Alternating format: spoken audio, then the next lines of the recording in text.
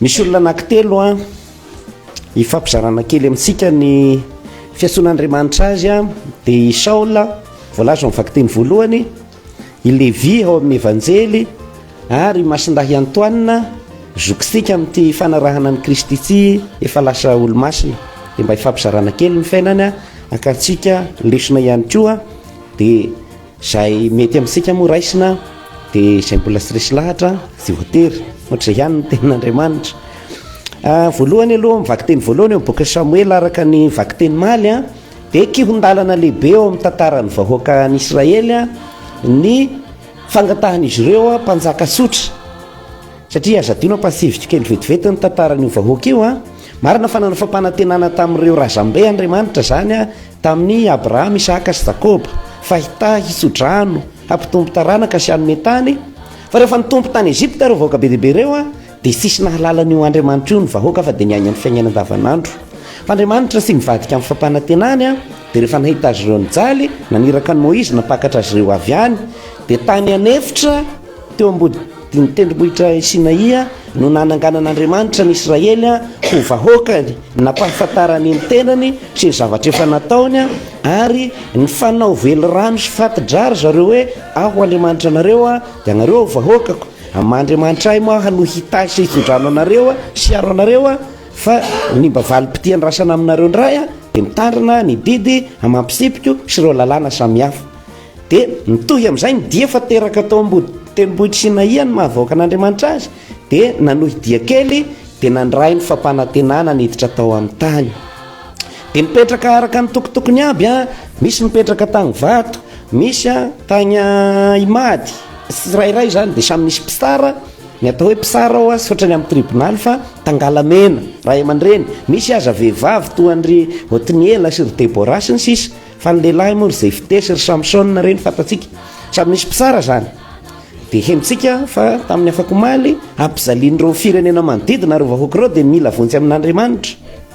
Dia izao ireo zany nangata koa aleo tena manana mpanjaka sika, dia io mpanjaka io no mametraka hoe ministeran'ny fiarovana dia mba miaro asika, dia mba manana miaramila sika dia mba matanjaka. Dia Andriamanitra ny teny hoe dia ilaozanareo ve zany aho andro mpanjaka anareo, aho fa zany sahitokisanareo koa no anareo te hitovy amin'ny firenen-kafa hoe herisaina sy herisandro no hitokisana. Fa tsy ny olona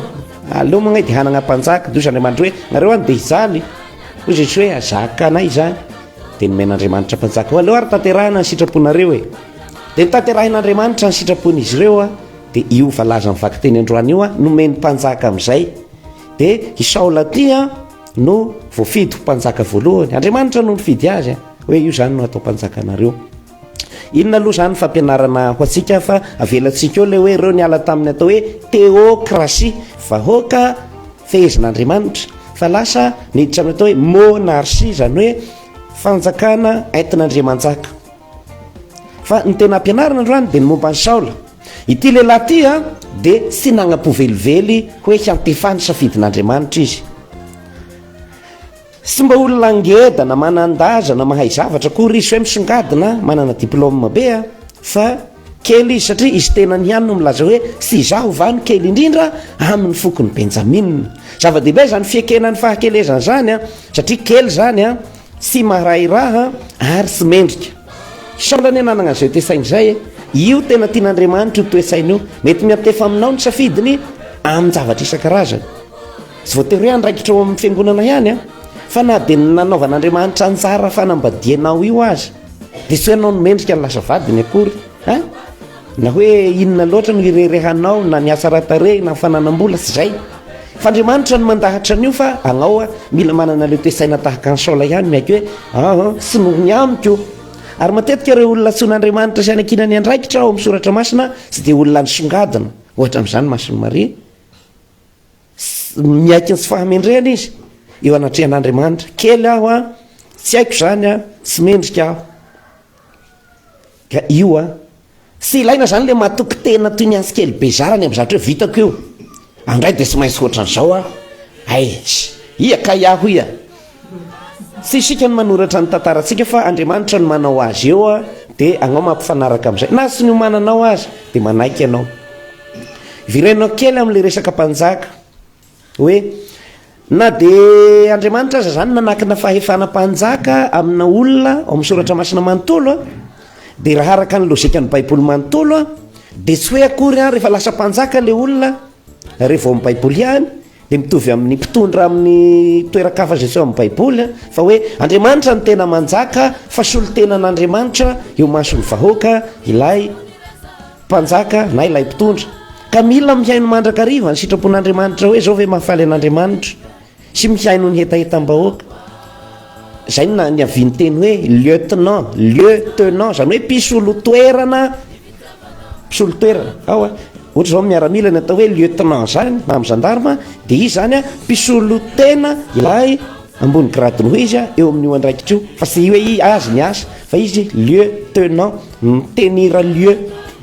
asina teny français ke zay le ka mpanjaka de mpisolo tena an'Andriamanitra eo anivony vahoaka de ho hitantsika ao faharoa ny tantara fa i Saola tia nanadino an'izay de hitanao ny saipatany no nitondrany zavatra ary zay nisany nahatonga azy niongana teo zany hoe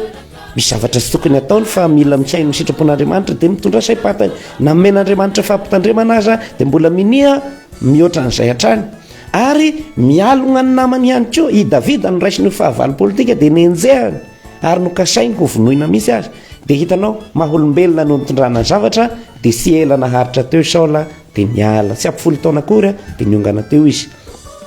Ny olombelona manaraka ho tahafisika indray ny fiainany dia Levi tsy hoe Levy fa Levi amin'ny dikany hafa koa moa zany Matio fa amin'ny fitantarany Matio azy izy sy nanoratena hoe dia nahitahy Matio izy fa mba lazainy hoe i Levi tia mpamory hetra publicanina ary ataontsika hoe mparepesapesa amin'ny fahefana romanina zay manjanaka ny Palestina tamin'izany andro zany rasy maso misy izy eo mason'ny olona rasy maso misy izy zany raha ohatra zany araka ny fomba fisainan'ny olona tamin'izany andro zany tena hoe mpanotapahy be maso tsika manko zao mpanota fa ny fahotantsika mety mba miafina tsika mba motomotina ihany fa tsika mahalala hoe mpanota fa ny atao mpanotapahy be maso zany ohatra zao de fantatra hoe raha n'igny any de mpivaritaigna zay hoe mpanotapahy be maso raha n'igny de fantatsika hoe mpangosavy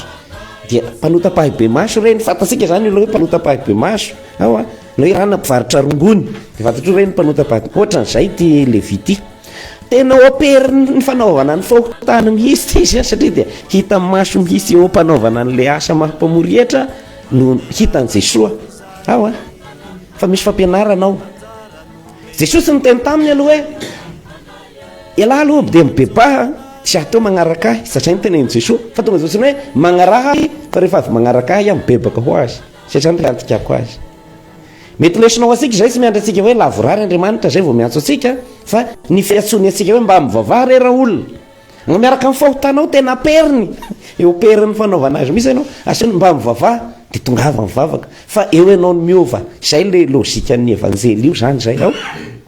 de somako tsika raha miteny hoe de aloha ibebaka mba ho afaka amin'ny anako tia zay vao hivavaka diso anao fa amin'ny ran'Andriamanitra fo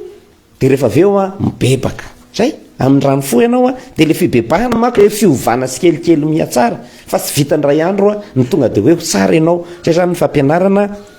zay ny tenen'i Jesosy hoe sy ny marina ne no asoiky hoe sy ny masina ne no tokony ameny fiangonana fa isika marary ny makaty amin'ny hopitaly ho jabona hositranina zay ao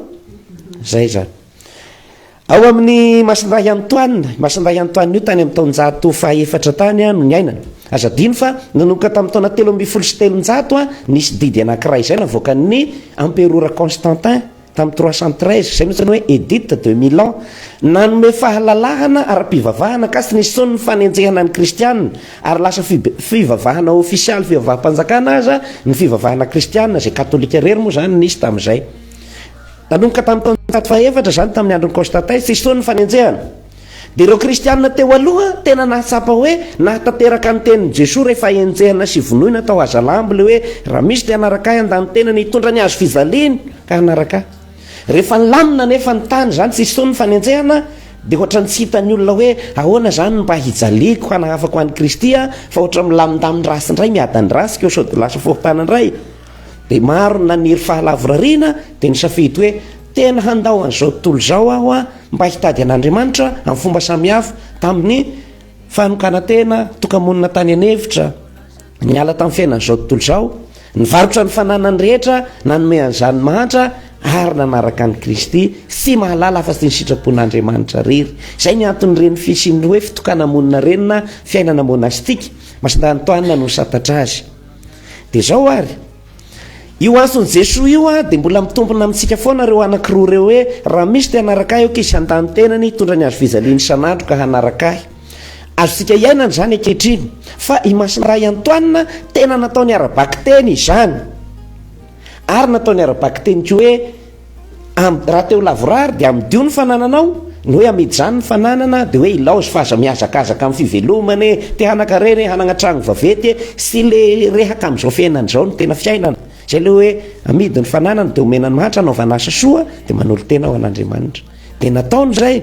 ary nahita hafaliana izy satria Andriamanitra no tena harena, Andriamanitra no tena lova. Zay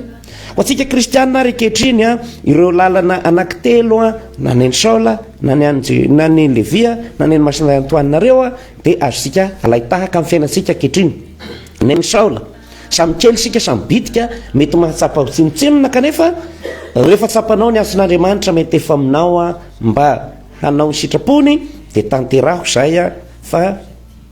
ianao le miaiky ny tsy fahamendrenao a no anisan'ny mahafaly an'Andriamanitra, satria rehefa miaiky hoe tapany ianao ny ary Andriamanitra tapany fa feno erany dia feno ny erany. Fa rehefa miteny hoe ny ahy efa erany dia saromanao zerikanina na mitosaka aza ny fahasoavana avy amin'ny robinet an'Andriamanitra, mitosaka fotsiny haingo velany. Zay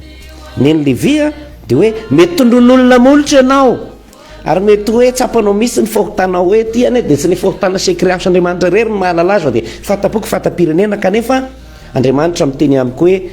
manaraha ahy aloha, dia ny fanarahana an'Andriamanitra ny voalohany dia mandeha ho azy ny fibebahana. Any an-trano any mety misy olona malaindainy amin'ny vavaka satria mety mahatsapa hoe tsy mendrika, nisy adisoana, mety nisy zavatra tena manimba ny fieritreretana, dia izay no nahatonga anao kivy na tena miraviravitany ianao hoe vita ny amiko tsy avitra tsony a.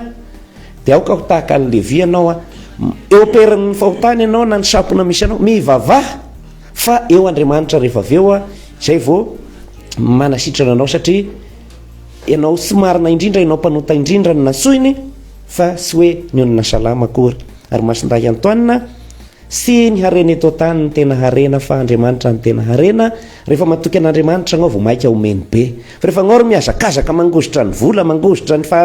ataontsika hoe confort amin'ity fiainana eto tany ity dia ny vola milefanao lavitra dia lavitra. Fa rehefa anao matoky an'Andriamanitra omeny ianao ho azy, mitosaka ho azy ny zavatra rehetra. Zay. Amen.